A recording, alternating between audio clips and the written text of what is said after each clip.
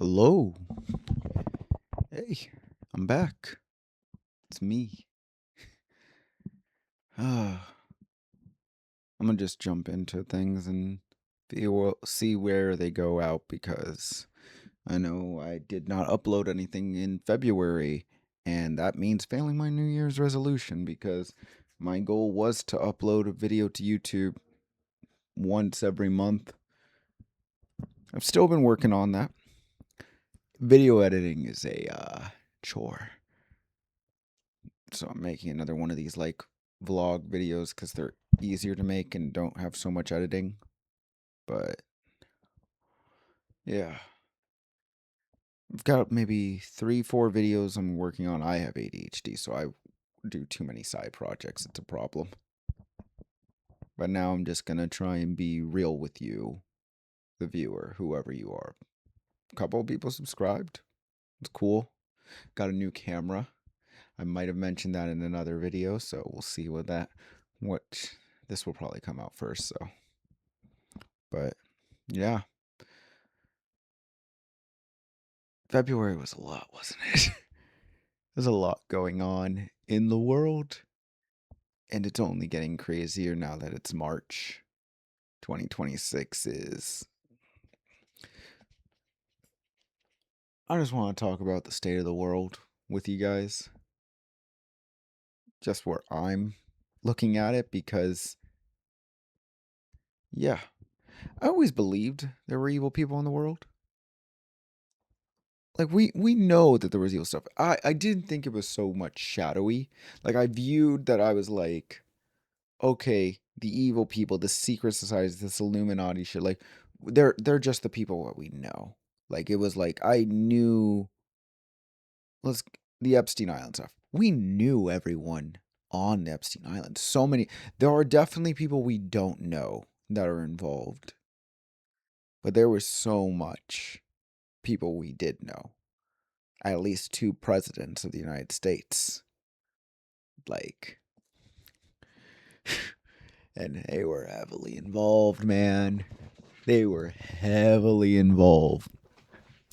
And it's crazy to think that there are some people that really are just NPCs to this all. People that refuse to believe that Trump is still in it. There's not a single left person who doesn't think Bill Clinton was involved in it, who doesn't think the Clintons were involved in it. And we're just so divided as like a people and a country about all of this. Like, and it's crazy. It feels like a lot of people are uniting, and like I'm seeing right wingers shut up about like their opinions about the Epstein files, but like Fox News isn't even covering it. They're not even talking about it. They're ignoring everything, and everyone's going about their life as if this is normal when it's not. There was and is and probably still currently operating a group of satanic pedophiles. The fact that there was Satanism tied towards it. Like I'm an agnostic person. I believe in I want to believe that there's something else out there. I was born and raised Catholic, and I didn't buy into it at all. When I was in high school, probably towards the end of middle school, I really started becoming strongly atheist. But not that type of atheist where I'd really thought it through. I just didn't believe in God. And I just knew that I didn't believe in all these stories that people were telling me about how the world works, all these systems and stuff like that. And now we're into this. A group of people. It really makes me wonder now that I'm agnostic and I'm open to the belief of like like there are known unknowns and there are unknown unknowns, right? On how the world works. It's crazy. It's really weird that all of that like is a thing they were doing. They like the worst things that they would take the teeth out of little girls' mouths for things, for essay stuff. Like that, and they're still in the White House. They're still doing everything. Like, I know a lot of us, like, I watched One Piece, I watched Star Wars growing up, I watched Dragon Ball, like those big, we want to fight, we want to have, there should be action, like we want this to be like France with the guillotine, but nobody's really doing anything. And it makes me think about how the right side was so brainwashed that when they thought the election was stolen from them, when Trump lost in 2020, they stormed the Capitol. They didn't have a plan. They didn't know what the fuck they were doing, but they tried. And it's really like the division between our people, the people who will throw their lives away and get themselves killed for a cause that they truly believe in, and the people on the left that are smart enough to know they don't want to die for this, but they just want to like figure out how to survive in it. And it's becoming harder and harder for us to survive in it. I don't know a single person my age, I'm 28 now, who owns a home. And I think was what, 40 years ago, the average homeowner was 29. And people I met, I know a girl that's a doctor, I know guys that are lawyers, I know people who have degrees in fields that make good money, and they don't think they're ever going to own a home. Like, to them, it's like we'll have to leave our state. I live in California and LA, and I've met people like through working as a dungeon master all over the world.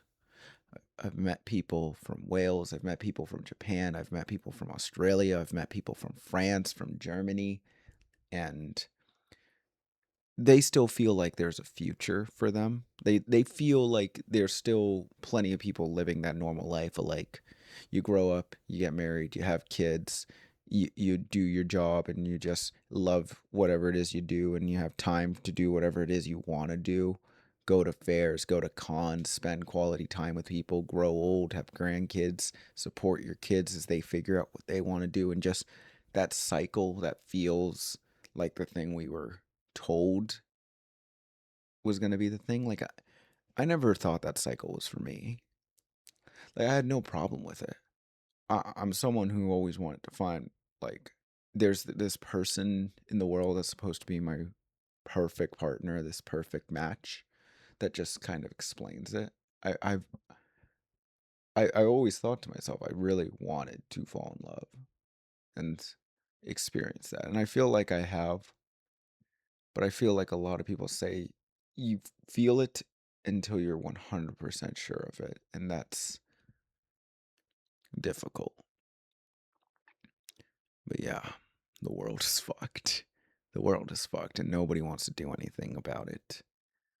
So, like, we're not gonna pick up arms because apparently people just don't want to, or they're too chicken shit to do it. So then it's just silent protest until the elections happen to start getting rid of them and start trying to fix this again. I think I want to talk about what I think people can do because I'm sick and tired of just the outrage and anger. Like, I'll probably name this video whatever it's clickbait enough to get you to click on it and channel anger because that's all the internet is right now. It's parasocial bullshit that's trying to get you, who's watching this, angry to try and, like, just interact with everything. And I just want to have a conversation. I want you to know that there's a normal person here sitting in his bedroom with his two computers in front of him. My dogs aren't with me right now. None in my other room sleeping with my mom. But it's it's crazy. I like you're not. I agree with you. It's weird that we're not doing anything about the pedophile in the White House, about the other pedophiles, about everything involved on this, and that it feels like there's false flags going around every corner. Like, I believed in 9/11 majority of my life, and now I'm questioning it. I knew like the war in Iraq was always a bullshit thing. I kind of figured that out I think in my teen years as a kid, I was just like, oh, the president's good. Or, well, America's great. We're the greatest country. Like as a kid, you think your country's great. You just do because it's where you are and everything's great as a kid. You don't notice that many of the problems. Like I saw a few homeless people, but it's like oh, they're homeless because they have drug problems. This is what you're told and what you're reinforced to think. So it's like it's not anyone's fault who's running the system that happens. But it's where things you can do. That's what I want to talk about. Things what you can do. And what you can do is survive, right? How do we survive? How do we live? Because surviving is not enough. I want to live. I want to enjoy my life. And for me, it's always the fact that we live in a capitalist society. There are failings of that, but there is the strength of its freedom and how we use that. How we basically, our money is our voting power. How much money you have is how much say you have. So I'm probably going to go into more detail about these videos, but stuff like I think a big problem in this country, cars. I love cars. I worked on cars. I was a mechanic. I bought old Japanese cars and I learned how to fix them. I worked on them. I learned how to drive them. They gave me that first sense of freedom I never had. My parents never let me like leave the house, let alone leave the cul-de-sac I grew up in. Like I wasn't allowed to walk on that. I didn't take the bus until I was about 17 years old. I'd never really walked away from my house. I was never allowed to. And I was told that I'd be kidnapped. And it, like, they fear mongered me until, like, I can't walk anywhere. And it sucks, but I remember going to New York and feeling like it's more walkable. Not entirely safe always, but, like, being able to walk and go where you were growing up in California, in most of the US, you don't feel like you can go anywhere until you have a car. It's hard to navigate the place. You're relying on Uber, taxis, buses, and there's so few and in between. I think that's one of the traps they put us in here in America. Is they force you to need a car. The infrastructure requires you to get a car, and cars, if you're broke, are expensive. For most Americans, a car is the most expensive thing they'll ever own because we're not going to own fucking homes anymore. A car is the most expensive thing you own. It's a big purchase, and most people don't have the money to shell out the cash outright. I was thankful and appreciative of like my dad gave me money, I think $7 to get myself lunch every day for school from freshman year to senior year. And I had saved up after 4 years about 2 grand. And when I was 18 and buying my first car, my dad had a pretty cool and fair rule that I kind of would do with my own kid in the future. And that is whatever money I saved up for a car, he would double it.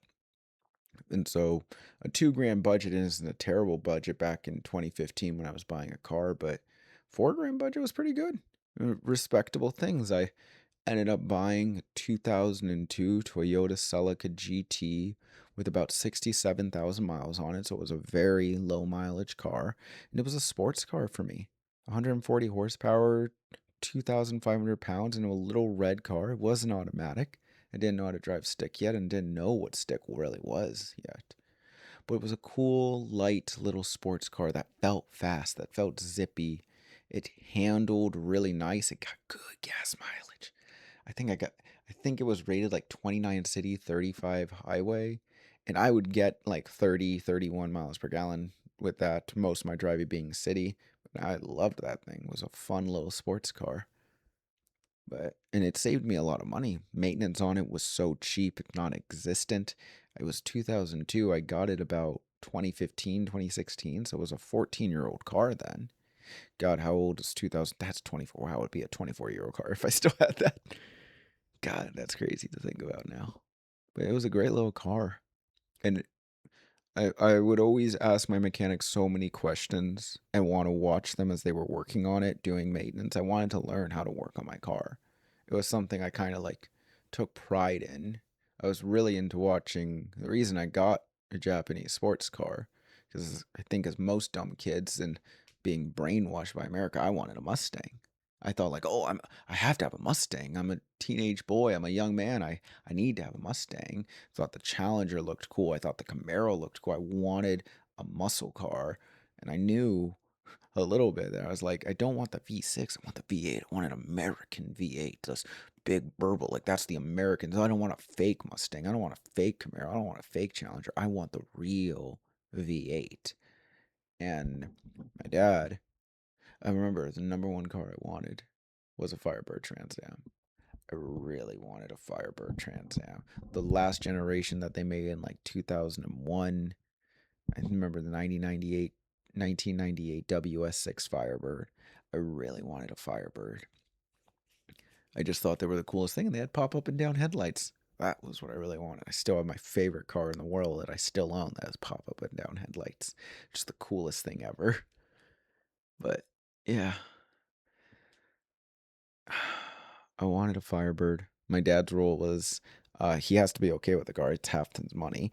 And he did not want me to drive a muscle car. He recommended to me like a Toyota Corolla, a Camry, a Honda Civic, or Accord, which I will say now in hindsight, good recommendations. Recommendations I will give anyone and to you as well. You need a car, Toyota Corolla, Camry, Honda Accord, Honda Civic. Those four cars, if you just need a car, you're not looking for an SUV or a crossover or a hatchback, even you can get a Corolla and Civic as a hatchback. Best cars you will ever need. Cheap, low maintenance, works forever. Best car you'll ever need. But I was a stupid 18-year-old kid. I wanted a sports car. I wanted my car to look cool. So when I said I saw what a Toyota Celica looked like, because he had said like, here's a Toyota catalog, pick one of these. These will be your cars. And I saw the Celica. It was like a two-door, lightweight sports coupe, and I fell in love with the design. I thought it was a cool look. It was the seventh gen. It was a cool looking little red sports car, bright red, with a little spoiler and a hood scoop that did nothing. But to an 18-year-old kid, it looked cool and I liked it. And it was a good car. Worked great. A lot of people care about their status symbol with cars. I used to sell them at BMW and Dodge. People would pay way more than they knew at high interest rates, at like 30-40% interest rates for a Challenger or a BMW to look cool or look rich. They wouldn't even know how to drive the cars, and they just were bad. They were poorly built cars. We'd get Dodges in with such you'd get stranded in these cars, and they're brand new. 20,000, 30,000 miles. I remember I had a Jeep that came back in 30,000 miles. Its transmission was completely dead. It was a little past 30,000 miles, so it was out of warranty. And I remember them quoting like the transmission job was like 12, 15,000, which is actually pretty cheap for a new transmission job. But like this person just had like a small Jeep, a little Renegade, I think it was. And they were crying. That was like they don't have the money, and they had only just finally finished paying off the car, and they needed 10, 12K to keep using their car because it just didn't work anymore. And I can tell you now, they weren't the only person that's had that problem. And I think that's like, damn, you spend $30,000-$40,000 on a car over 3 years and its lifespan is gone. That's like American build quality sucks. And I will say this as someone who's a fan of American muscle cars. That never died out. We make great V8s. We do make good cars in America. We do not make good cheap cars in America. There are very few good cheap cars in America. Ford Focus and Fiesta were pretty good. I'll never own a Ford though because they chose to murder people. If you look, I can maybe explain that more in a car video, but a Ford Pinto thing, like I just refuse to own a Ford. If I had to buy American, I'd probably buy GM, but I don't have that kind of money, so I'm just gonna drive in my Toyota and my Lexus. My old cars, my Toyotas, a car from the 80s. I think it's 40 years old, a little over 40 years old. I drive an '09 Lexus, and it works great. No problems. Basic maintenance. Had these cars for years and they work great and they do everything I need to do. And if I want infotainment, Apple, like that's the thing I just want to tell you, like avoid new cars. It's okay to buy an old car. Don't care about that social stigma. I back it up, man. I drive my old cars, no car payments, and they're great. They work amazing.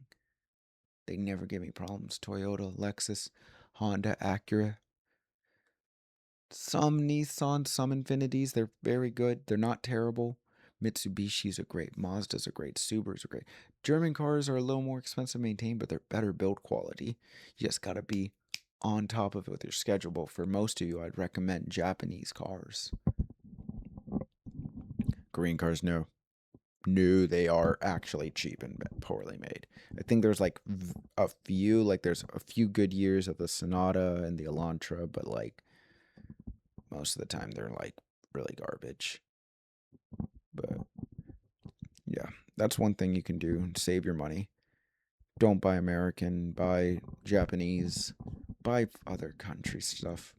That way our country knows that like that's our way of protesting them.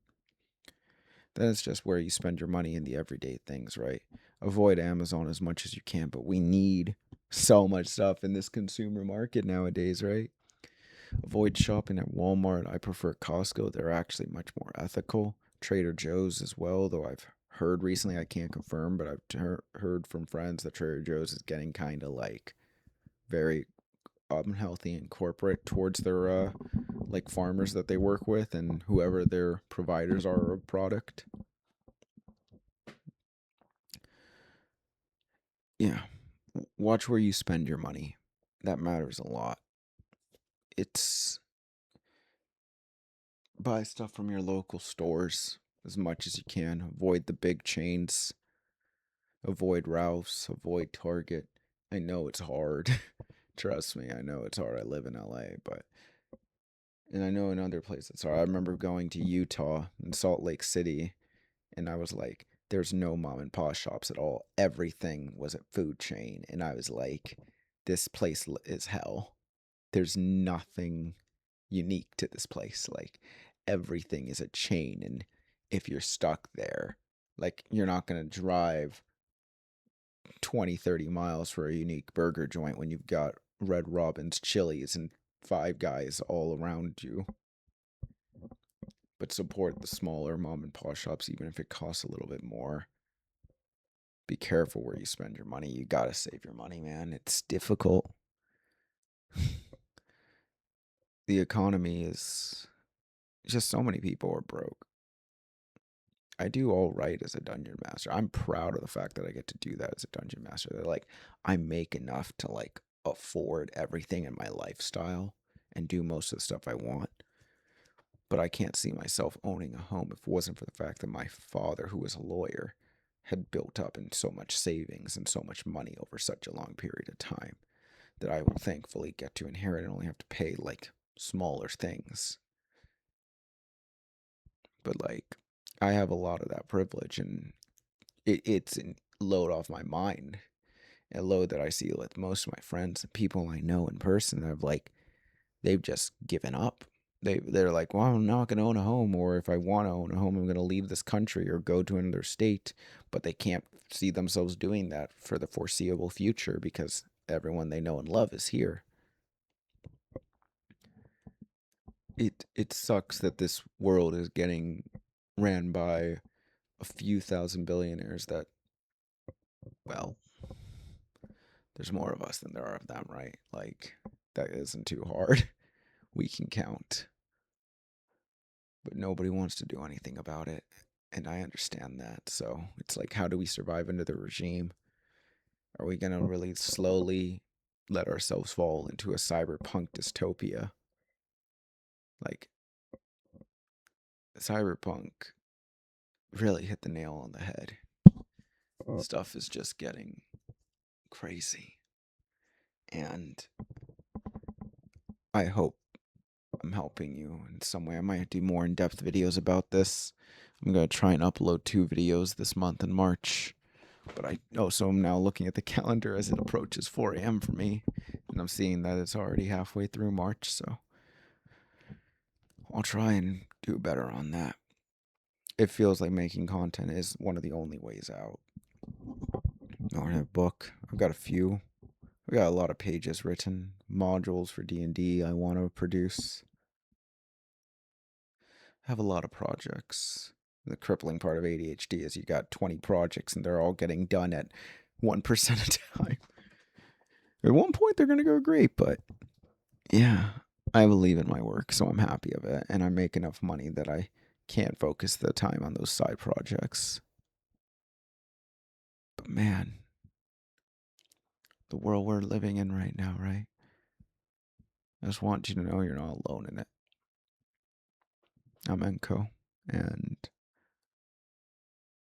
for this parasocial moment between you and me and whatever you might have on a second screen or be doing on your other whatever,